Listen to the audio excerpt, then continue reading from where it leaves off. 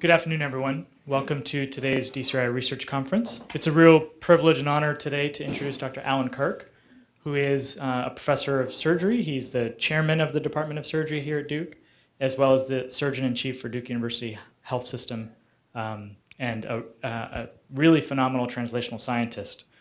His roots to Duke go very deep. He was a MD student here, as well as a PhD student in immunology. He studied under the mentorship of Olivera Finn back in 1992. He stayed here for his general surgery residency and then went to the University of Wisconsin for his multi-organ transplantation fellowship. Following that, he went to served in the United States Navy from 1997 to 2001, reached the rank of commander, as well as principal investigator at the Naval Medical Research Center in Bethesda. Halfway through that, he became the inaugural chief of the NIH Intramural Solid Organ Transplant Program and subsequently served as the senior investigator and chief of the NIDDK Transplantation Branch. During this time, he also served as the chair of the Clinical Center Surgical Administration Committee, as well as an attending transplant surgeon at Walter Reed Army Medical Center.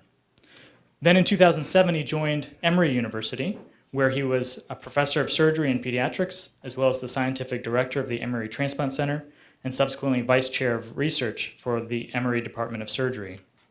His interests are wide, but span the clinical translational spectrum along the lines of development and implementation of novel immunomodulatory strategies, from early phase preclinical work to work that's led to novel therapies now in use, with many others in the pipeline. He's been the PI of many clinical trials, as well as early translational studies with alemtuzumab and co-stimulation blockade-based therapies. His bibliography includes over 200 scientific manuscripts, book chapters, and other written pieces. He's an elected member of the Society of University Surgeons, as well as the Southern Surgical Association and American Society of Clinical Investigation. He's had numerous awards along his distinguished academic career, including the AST Roche Clinical Science Investigator Award. He has a number of leadership positions across academia and the professional organizations around transplantation. And most notably, he serves on the AST American Society of Transplantation Board of Directors and is currently the editor-in-chief for the American Journal of Transplantation. Please join me in welcoming Dr. Allan Kirk, who's going to speak to us about organ transplantation, current challenges, and investigational approaches. Thanks. Thank you very much. It's a pleasure to be here, and not just here in this room, but here in the presence of this institute. The Duke Clinical Research Institute is world-renowned, and it is a platform that I think people that are here all the time take for granted, but it's a real jewel of the institution. So to be able to start interacting with this group is a real pleasure. I was given this title, Organ Transplantation, Current Challenges and Investigational Approaches.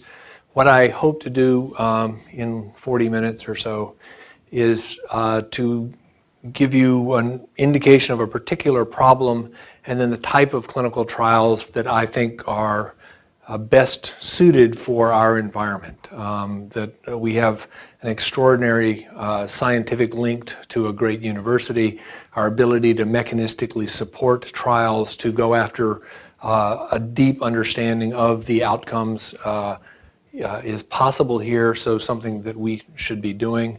And I'll hopefully weave this problem and this approach in throughout the talk. I'll start with a little bit of history. So this is the entire history of transplantation in one slide to get you up to speed.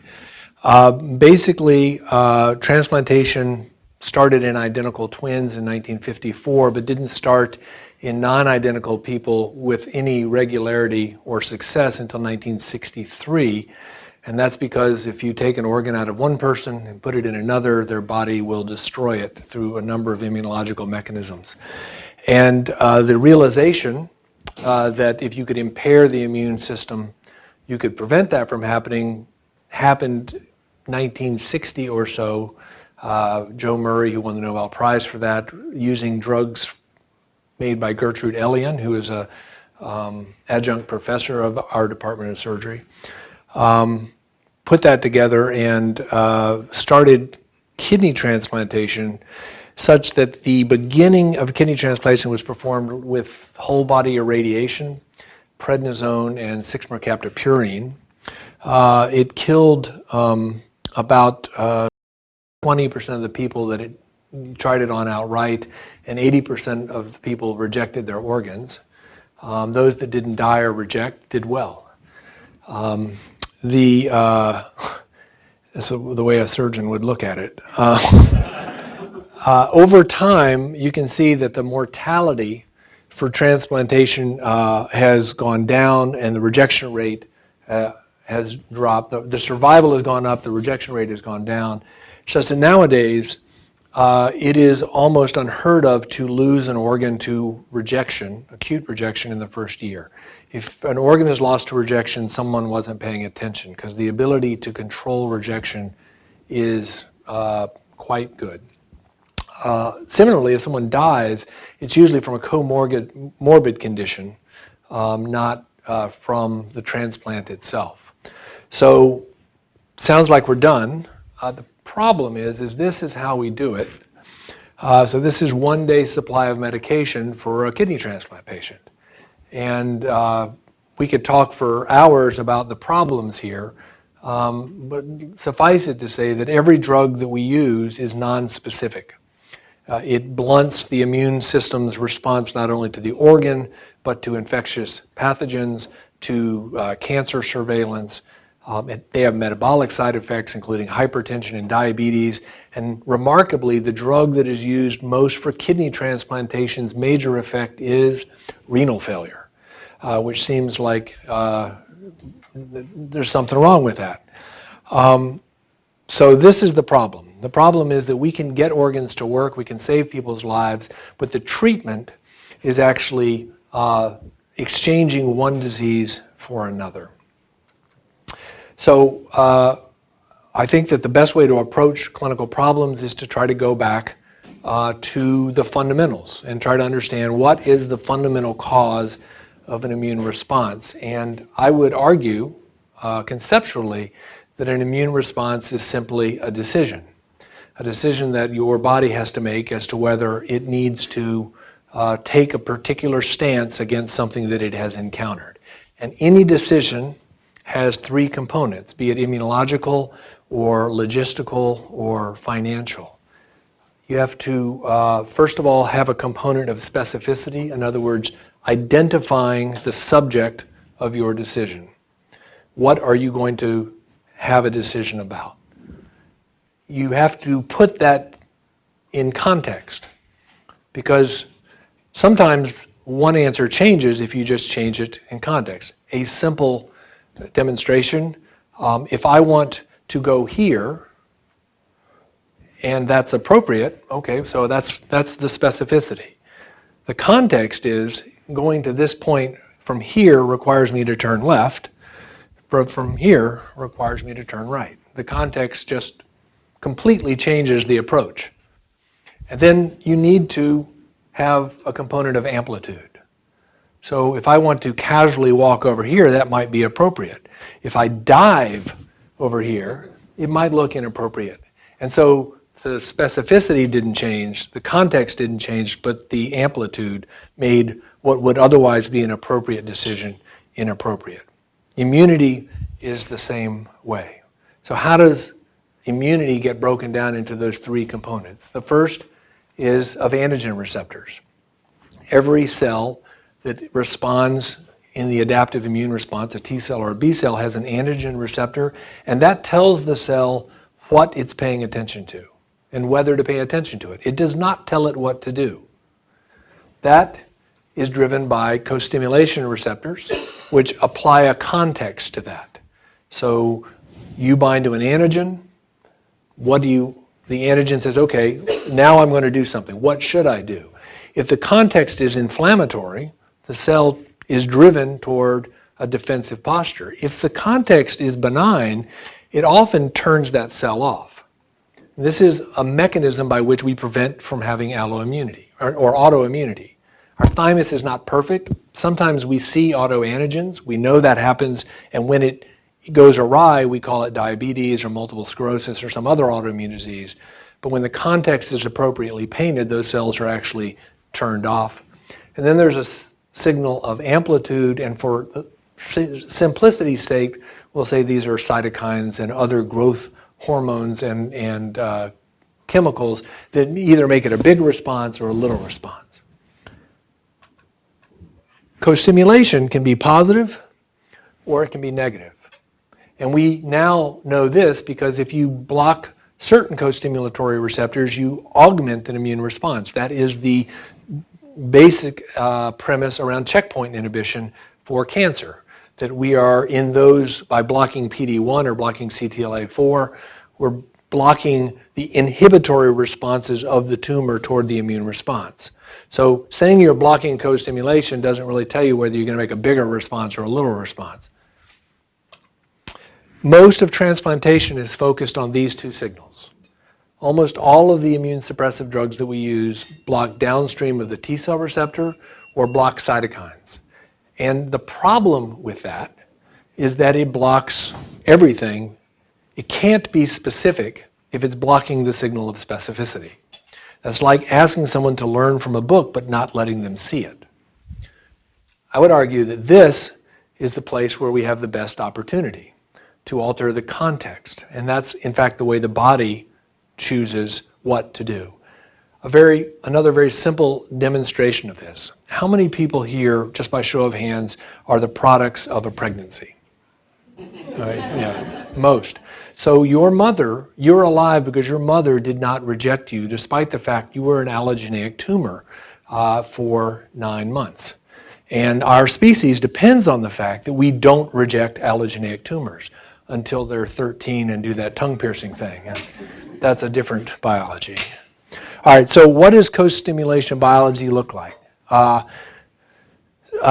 Again, for simplicity's sake, we've got an antigen presenting cell on one side and a responding cell on the other. The antigen receptor, the specificity signal is the T cell receptor binding to the major histocompatibility complex. There is a molecule called CD28 that if it is bound, it causes the cell to interpret the specificity signal as in need of an aggressive response. And so it turns the T cell on. For immunologists in the audience, please give me the liberty of some generalizations. Remarkably, when this happens, another receptor comes up called CTLA-4, which binds to the exact same thing CD28 binds to, but does it with higher affinity, and it turns the response off. So elegantly, the thing that turns your immune system on is used to ensure that it is turned off so that you never leave the lights on and then leave the house, or leave the curling iron running and leave the house. That unless there's continuous stimulation, keeping these co-stimulatory molecules in excess, the system always shuts off on its own. You can block this and block the immune response. You can block that and augment the immune response, and we're now using this in transplantation and in cancer. You can also block the molecules on the other side, but in that circumstance, you don't know whether you're going to have a bigger effect on the positive molecule or on the negative molecule. The problem is that so far, the only drugs we have block that side. And in fact, clinical trials trying to block CD28 led to catastrophic sepsis and near death in the subjects that were in the phase 1 safety study. Because when you bind that molecule, it turns the cell on too hard. So we're stuck with that other side. And we do that by taking that CTLA-4 molecule, breaking it off, putting an Ig tail on it, and using that to compete for the binding sites for CD28, to prevent the cell from getting that signal. There's lots of other co-stimulatory molecules. We could spend all day talking about this, but we won't. That's the molecule we're going to talk about. All right, so what gave us some insight into whether this should go into a clinical trial? And indeed, all good clinical trials, I think, need to be based on reasonable fundamental evidence of the pathway's validity. The first study that really got people's attention on this was done by Chris Larson, who was a former partner of mine at Emory, where he used these molecules, CTLA-4 Ig, and another molecule called anti-CD154. The names aren't important, to basically show this, that if you take a mouse and you do a heart transplant and you block these co-stimulatory molecules for 2 days, the mouse lives forever and never rejects the heart and doesn't have to go on any more immunosuppression. That got people's attention. Interestingly, the drugs that we use for everybody, cyclosporin A, reverse the effect. Now, why would that be? Well, if you don't have the signal of specificity, the context does not make any difference. You don't know what to have a contextual response to. And so we were faced with the problem of the standard of care preventing the new paradigm from working. And the goal was to try to get that into clinical trials. How do you test a new therapy when the standard of care prevents it from working?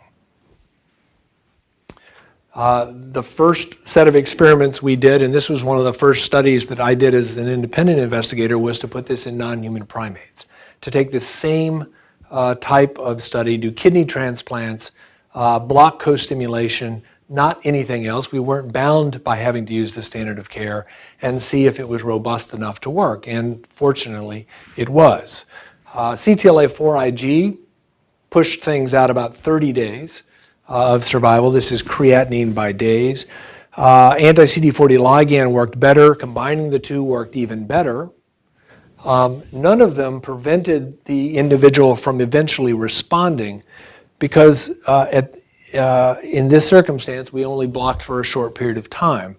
So the thought was that this was not a cure for rejection, but it was dramatically changing the direction that the individual was the way the individual was conceiving of the antigen. Now, again, one of the problems with going into clinical trials is that you can only go in with one drug at a time, usually. And the drugs, if you're going to go in with 2 drugs, they have to be owned by the same people. These 2 drugs, which work best together, were owned by different drug companies. They were never able to work together. So the only way we could use to move into this biology was to use the drug that worked least well to start trying to demonstrate that this biology was worthwhile. The molecule was improved to go into humans. The details of that are not important, except for to say that what came out of this was a drug called belatacept. LEA29Y was the experimental name. It's basically a co-stimulatory blocking fusion protein. And original studies went into this to demonstrate proof of concept that you could take cyclosporin out and put belatacept in and get non-inferior results in an initial phase 2 study. The phase 3 study that was performed to start learning how to use this showed some interesting traits. The first was that people that weren't on cyclosporin had much better renal function. So the control group is the bottom curve. The group where belatacept has replaced it is the upper curve. If you take a nephrotoxic drug out of the equation, the renal function gets better. That's not a surprise. In fact, that was one of the hopes. What was not recognized, though, was that individuals that were on belatacept rejected much more frequently. Now, that didn't happen in the mice, and it really didn't happen in the monkeys, but it was happening in the humans. So that what we saw was that people who got cyclosporin didn't reject, but they had nephrotoxicity and problems with viral infection. People who got belatacept, when it worked great, but it only worked in about 40 or 60% of patients. Now, interestingly also is that, and I won't show the data on it, but the patients that rejected on belatacept eventually did better than the patients that didn't reject on cyclosporin. The nephrotoxicity was part of that, but the other part of that was, long story short, that when you rejected on belatacept, you exhausted your ability to reject again. Kind of like a bumblebee. When it stings, it loses its stinger and dies. And that's what we saw. So we needed to try to understand why that was happening. These were the initial clinical studies that we looked at to try to get some insights into this.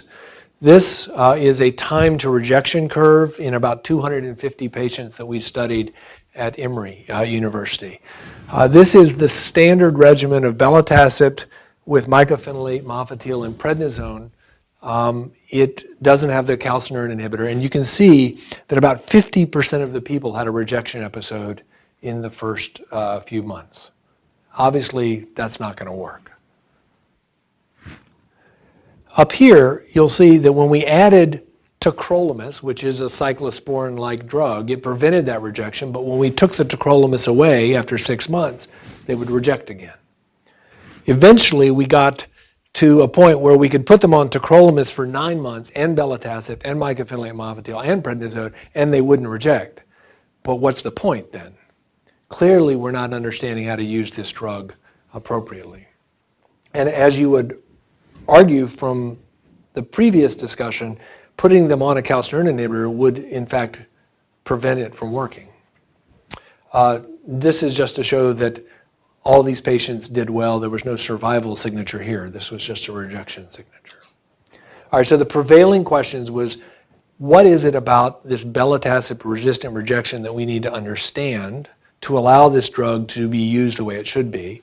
What's the best adjuvant therapies to pair it with clinically? And can we identify people who are likely to have a belatacept-resistant rejection ahead of time? So there's an issue of how to use the drug, or at least how to avoid using the drug when you have a patient that it's not going to work for. So this is a flow cytometry plot. I really apologize to people who don't look at these all the time, but this highlights why it is that people have this and other animals don't. It turns out that this is some work done by Denise Lowe, who is a student in my lab. It turns out that when humans experience antigen with their signal of specificity, they stop requiring the signal of context. And evolutionarily, that's because if you respond to something and survive, later when you see it again, you shouldn't have to go back and ask for permission. It makes the immune system much more efficient. Specifically, when a cell responds, it loses CD28. And what this shows is cells organized by whether they've seen antigen or not. And in this quadrant, they've seen it. And in these quadrants, or this antigen, the quadrant, they have not seen antigen. This quadrant, they have. And you can see that in this quadrant, all of those cells have lost CD28. The problem is CD28 is the contextual molecule that belatacept targets. So the first lesson was that a molecule that had been studied preclinically moved into a clinical biology that had not been anticipated, such that you became decreasingly dependent on that pathway with time. In fact, if you look at humans over time, as you gain age, you lose CD28. And this was a biology that had not been anticipated based on animal studies. Indeed, if you look at people as they grow old and look at what are called naive T cells versus memory T cells, by the time you're 90, you don't have any more naive T cells anymore. If you're thinking that you're naive when you're 90, you're fooling yourself. All right, so this allowed us to start approaching this with a completely different paradigm. That rather than thinking that you only have immune responses or memory to things you've seen before, that we started conceptualizing of humans as having a alloimmune repertoire, in other words, a repertoire against other, and a repertoire of against anything that had been experienced and lost CD28. And if those repertoires overlapped, that you would develop memory towards your donor by proxy.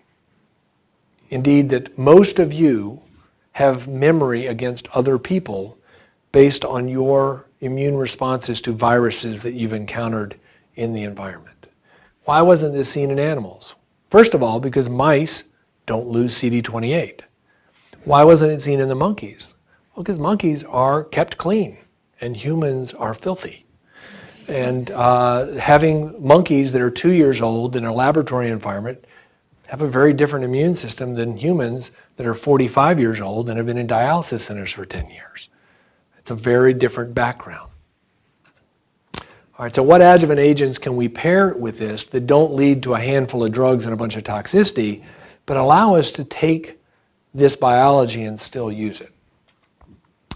One of the clues that we got were these two articles from the basic science literature looking at one of the amplitude blockers, a pathway called mTOR, the mammalian target of rapamycin. The drug is known as rapamycin, which is a remarkable coincidence. And it demonstrated that if you block amplitude, when you are deprived of co-stimulation, it would make those cells die.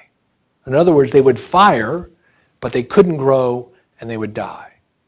Kind of like having a rejection response and having that rejection risk go away after the rejection response. So the thought was, could we add this drug in and take advantage of that propensity of someone to have an early rejection response and then get better? We built a clinical trial around this that basically tested this in a fairly simple way. We took people's T cells and depleted them with a drug called rabbit antithymocyte globulin. So we made their T cell count go to 0. We put the kidney in, and then we gave them one drug, an mTOR inhibitor, and asked that as they repopulate, does this prevent them from being able to reactivate with new cells? In other words, we've taken the cells out, now all the new cells that are coming back in are new, naive, haven't seen anything before. Can we prevent that activation? And we're able to demonstrate that by thinking about it that way, we could manage people in transplant settings, truly naive individuals, with one drug.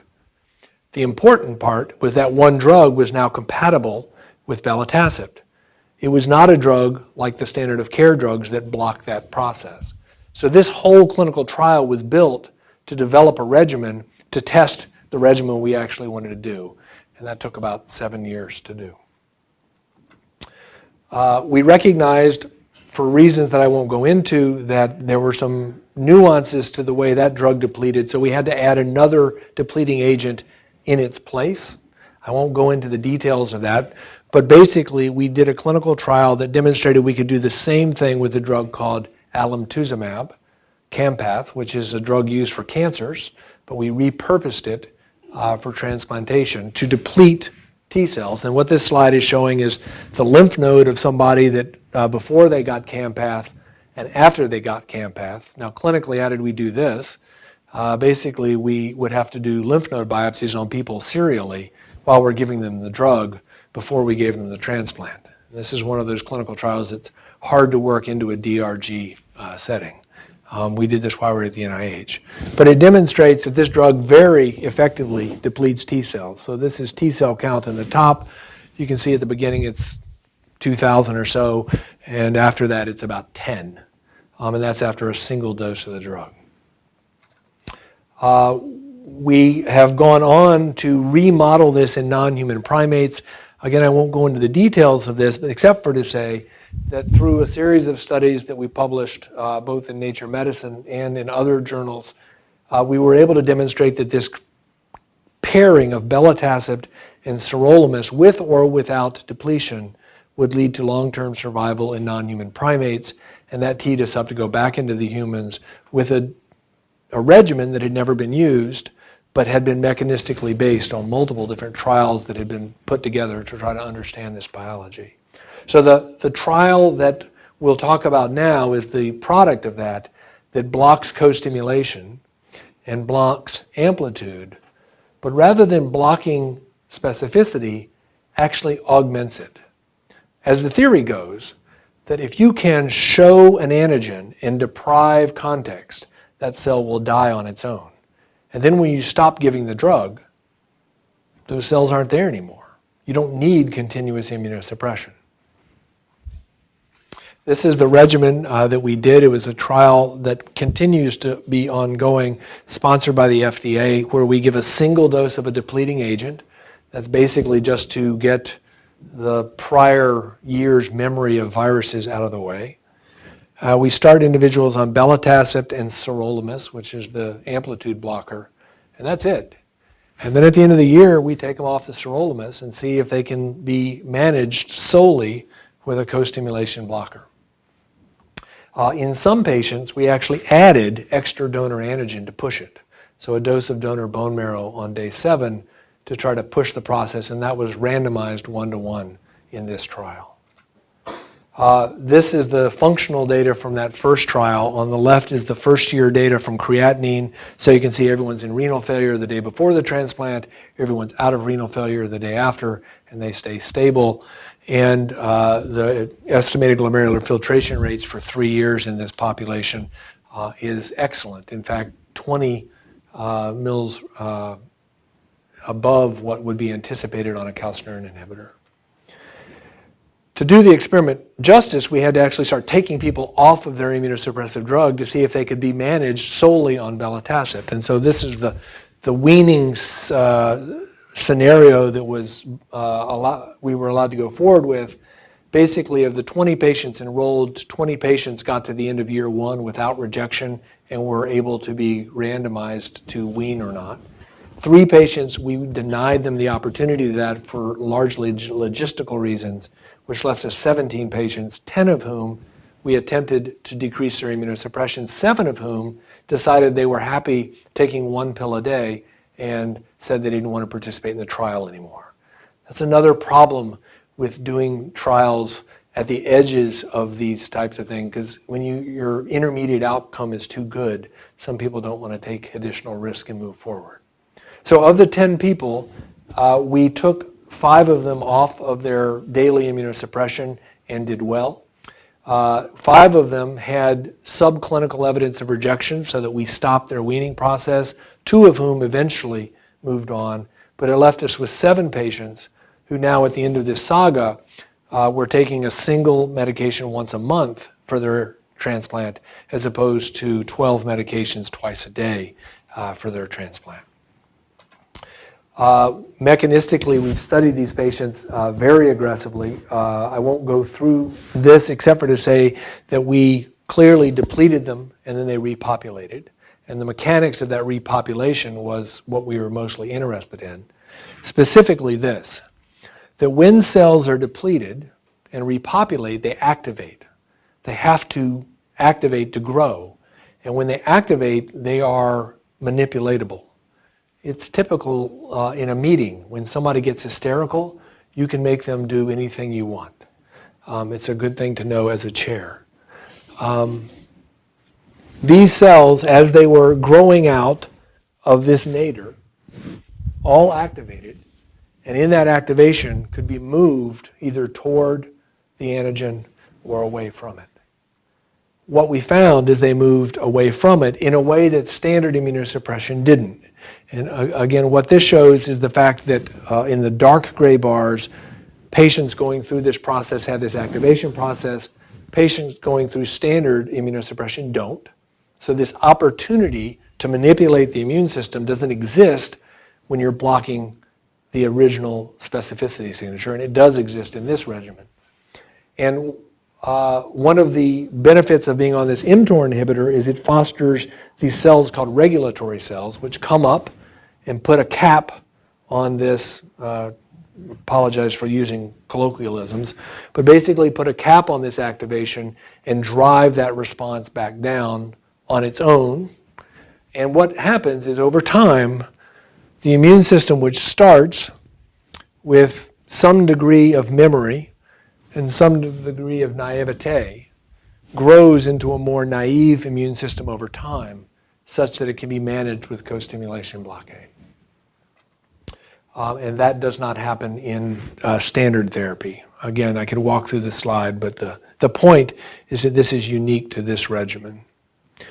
I'm definitely not walking through this slide, but it also shows in this that this naivete also is on the B cell side as opposed to the T cell side. And one of the reasons for that is the drug alemtuzumab also depletes B cells as well as T cells, and this same repopulation issue occurs in B cells.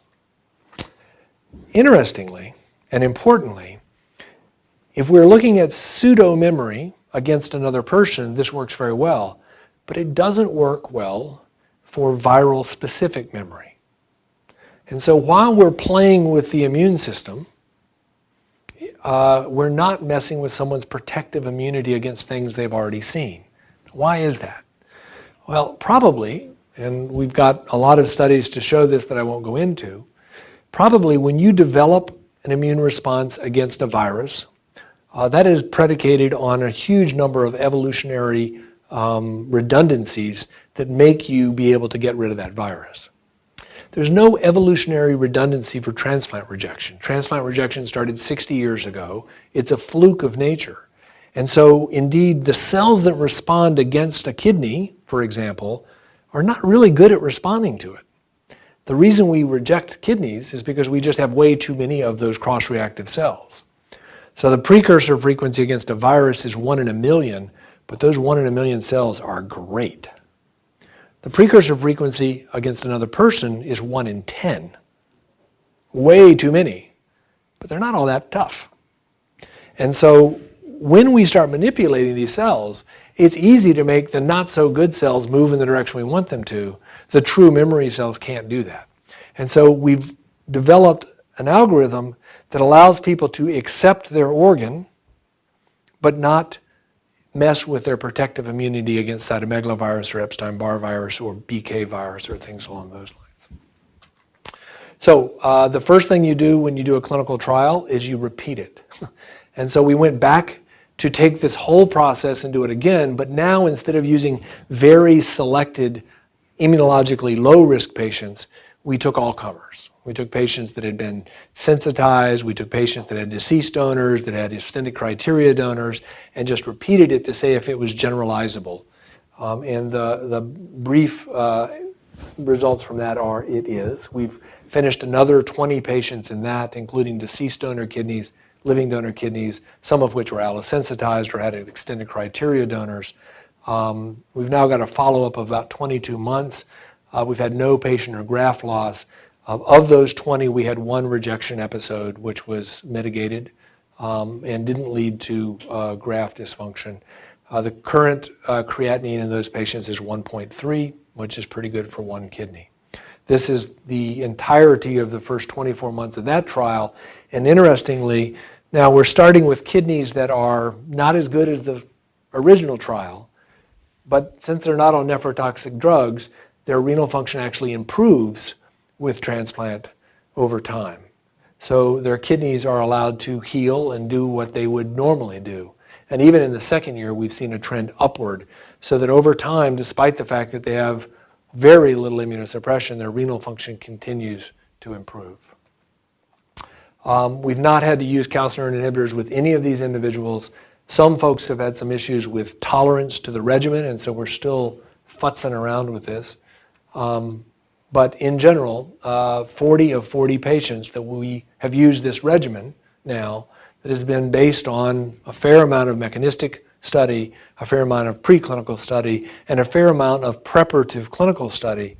All 40 patients that we've put into this have done quite well, allowing about half of them to go to a once-a-month therapy. Now, the next question is, all right, well, how do you know you need once a month? Maybe you can do once every 2 months, or maybe they don't need anything.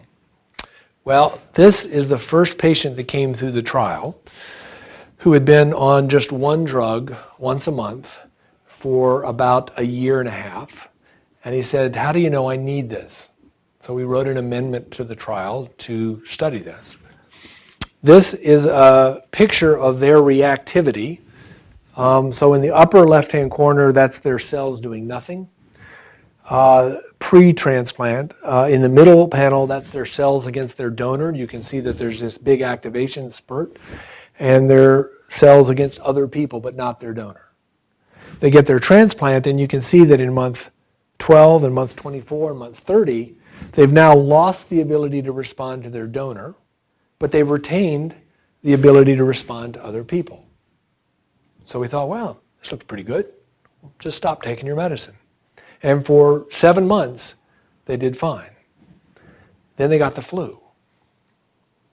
And they developed an immune response by proxy from the flu toward their donor. So this does not prevent people from being able to develop an immune response. It just allows them to choose not to while they're remaining on therapy. So we still have a long ways to go with this, but we've come a reasonable distance as well. We are currently doing a trial starting here at Duke that takes this trial to the next step, and instead of adding a single dose of bone marrow, we're actually going to be infusing donor mesenchymal stem cells as a source of antigen monthly over time to try to reinforce this process more vigorously. And that trial, we think, will have first patient in probably in December this year. The mesenchymal stem cells are going to be made in this building, and we're still going through the IND issues with that. So can we anticipate who's going to need this therapy and who's not? We might be able to. We have found a molecule that looks like it flags people that are more prone to this type of rejection, called CD57. Most people don't have CD57 on their lymphocytes, so again, a flow cytometry plot looking, the upper panels are CD57 positive cells. Healthy people don't have this, but patients in renal failure do, and it's probably because of their exposure to artificial membranes in dialysis that sparks this cell to develop over time. And we've been able to demonstrate that patients that have a high level of these cells, shown in the red, are the ones that are most likely to have rejection. Remember, I showed you that about 50% of people who get this therapy out of the box in the old way will reject. Well, all of those people have a high expression of this particular cell type. Other cell types, it doesn't work. And for the immunologist in the room, this has typically been thought to be a marker of cell senescence or memory, but in this particular circumstance, this marker shows up not only in memory cells, but also in naive cells. And the mechanistic implications of that are broader reaching than this lecture would allow me to go into, but we could discuss it later if you'd like. Importantly, this cell loses CD28. So this cell, which is an aggressive cell that apparently does not respond to co-stimulation blockade, has lost the molecule that co-stimulation blockade blocks. We have gone in and done biopsies in patients and surveillance studies and show that they show up in the graft when it's rejecting. So we've put them at the scene of the crime. And all of the molecules that are associated with rejecting cells for those transplanters in the audience, LFA1, VLA, CD2, are all upregulated on this cell. The transcriptome of these cells, which we've been working on, actually shake out to be very unique. And when you take these cells, sort them out, run the transcriptome on them and ask, of all things known to man, what is the most likely thing that this cell would be likely to do? So in an unsupervised fashion, we throw it into an algorithm and say, what do you think? The number one pathway that comes up is something called allograft rejection signaling. Seems like not a coincidence. We think that this is probably the source cell of rejection, perhaps not just in belatacip-related rejection, but the cell that probably gets things started in all rejection. So to summarize, transplantation remains encumbered by its association with non-specific immunosuppression. That's the problem. We've learned that co-stimulation pathways can be manipulated to allow for relatively fine control that is antigen specific. We can say that while the T cell receptor is the head of the immune response, the co-stimulatory molecules are the neck, and it can make the head look any way that it wants to look. And we've figured out a regimen that is applicable for use of that co-stimulation pathway that allows us to move people into being able to reject or not reject things as we see fit. It appears to be tolerably immunosuppressive and pave the way over time for the body to adapt to the organ better with time, as opposed to being sequestered or fixed in time. The regimen allows some patients to transition to a once-a-month, one-drug therapy. We have, by looking back at these patients, now uncovered what we think is a new fundamental co-stimulation biological fact, and that is its relationship to CD57 and CD28 loss. And we think that knowledge of this will allow us to tailor immune management and reduce postoperative risk and immune impairment. So rather than asking everyone to take the same drugs, regardless of what they've seen, regardless of the immune response they bring to us, that we can decide who can be tailored down to an immunosuppressive therapy that does not give them a new disease, trade their original disease for a new disease.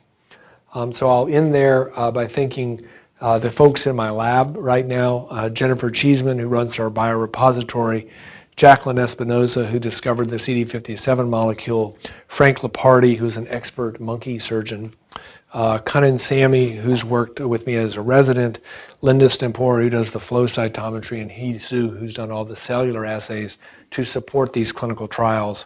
Thanks to our funders, the FDA, NIH, and the ROTRF, and then many people at Emory University who helped get this trial up and running, and I'd be happy to take any questions.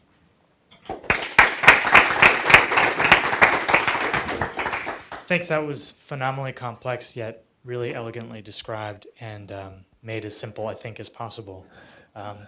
Folks have any questions for Dr. Kirk?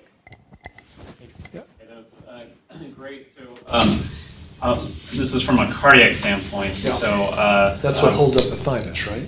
Yeah, that's right. And so from a cardiac transplant standpoint, we seem to be always afraid to kind of try new things, and we're I think a little bit conservative in some ways. So we're not conservative about the patient selection or doing the transplant, but once we get over that, we're always worried about what are the things downstream, and how do you see this body of work translating into other organs, and how can we speed that process, even at Duke? So it's a great question. The fundamental question is the one of the phenotype of rejection. The phenotype of rejection in a kidney is the creatinine goes up, you do a biopsy, you figure it out, and you work on it.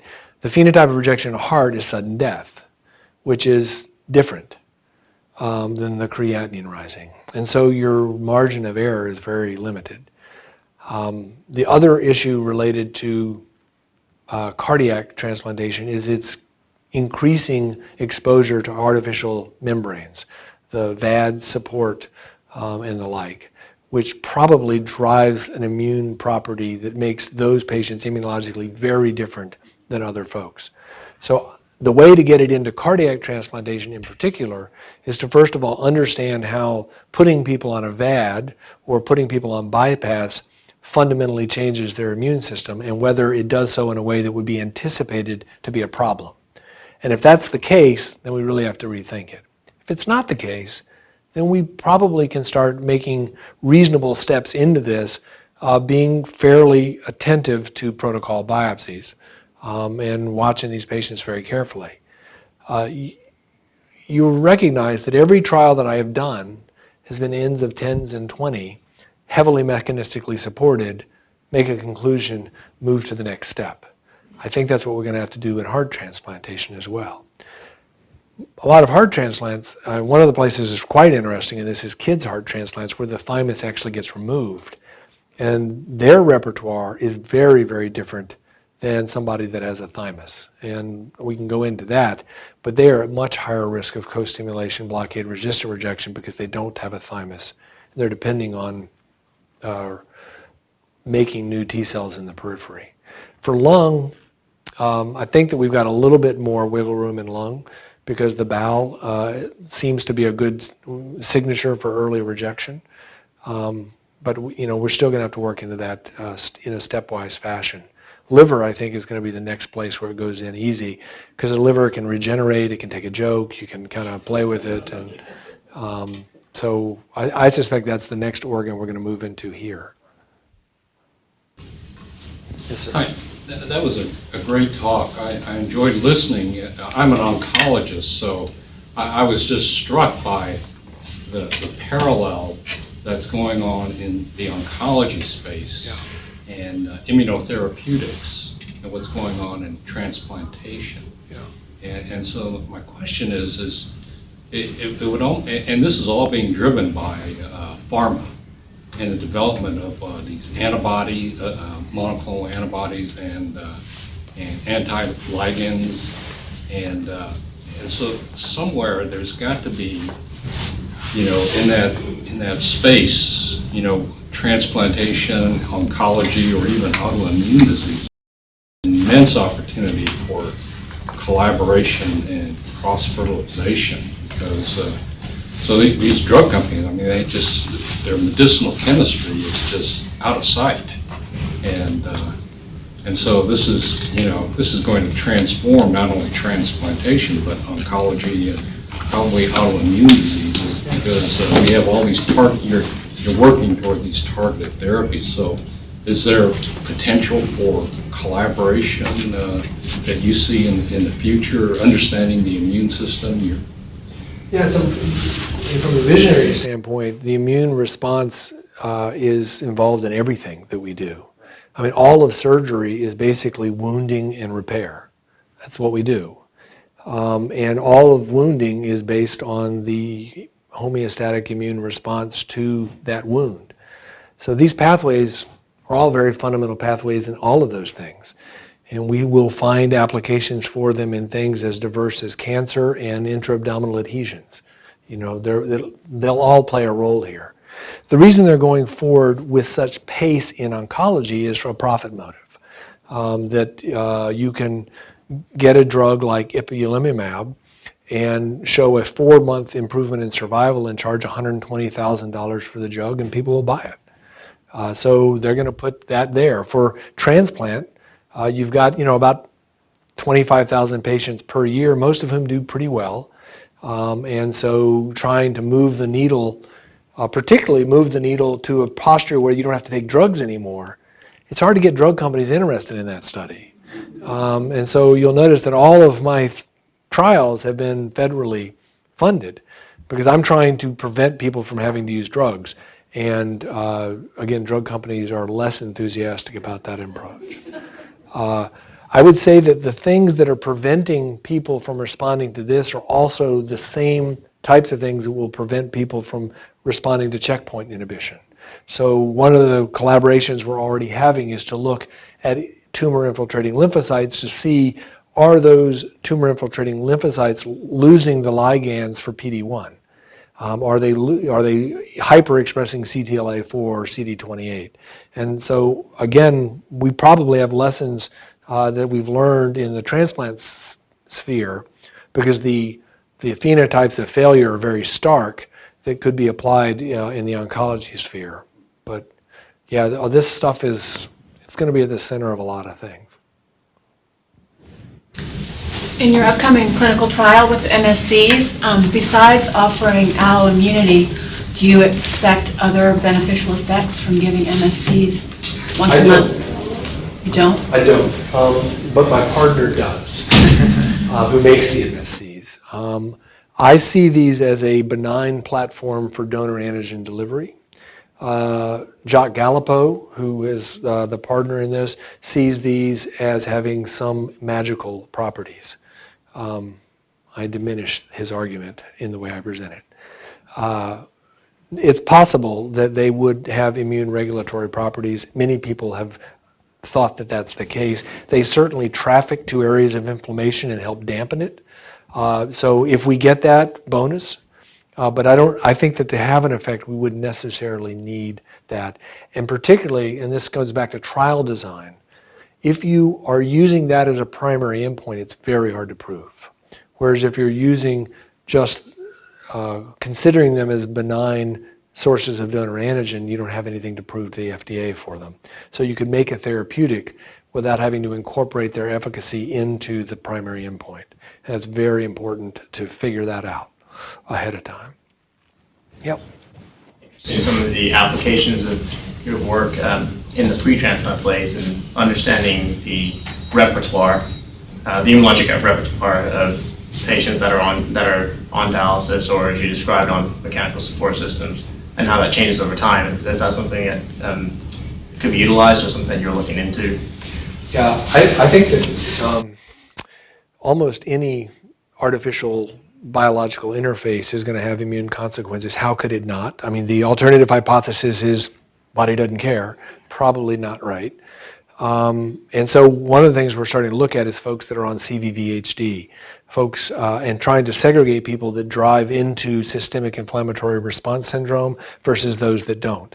There are two pretty stark phenotypes of folks that get sick, you put them on CVVHD and they get better, and others that you put them on CVVHD and they just swirl and die. Our hypothesis would be that that has an immune effect that we could detect. And we have several different drugs, some of which Bruce Sullinger has developed, that could bind and sequester some of these inflammatory molecules so that there are things that if the hypothesis is true, there are things we could actually do therapeutically, indeed put a cassette or something that would filter these molecules out in the CVVHD circuit to dampen that response. So that's probably another 25 years worth of work, but yeah, I still feel pretty vigorous. These were wonderful studies, and I imagine there's some follow-up for the folks who've been involved. How are the folks who've been in these early phase trials being followed? So I give them my cell phone number first. I've given every patient I've ever transplanted my cell phone number, and no one has ever abused it. People who are in trials, the vast majority of them are just out living their life. They'll show up to a doc and he'll say, "Where's all your immunosuppression?" And they'll go, "Well, I don't have any." And they'll look at them funny, but then they'll call me and say, "Is this for real?" And I'll just tell them it's okay. No registry, nothing. So there's not been a formal registry. It's a small, it's several hundred patients. It's not several thousand, so we've just been able to check them up. But as we start moving into larger scale formal comparator studies, we'll have to do that. Yeah. Thank you very much again for the Yeah, exceptional sure. presentation. No problem.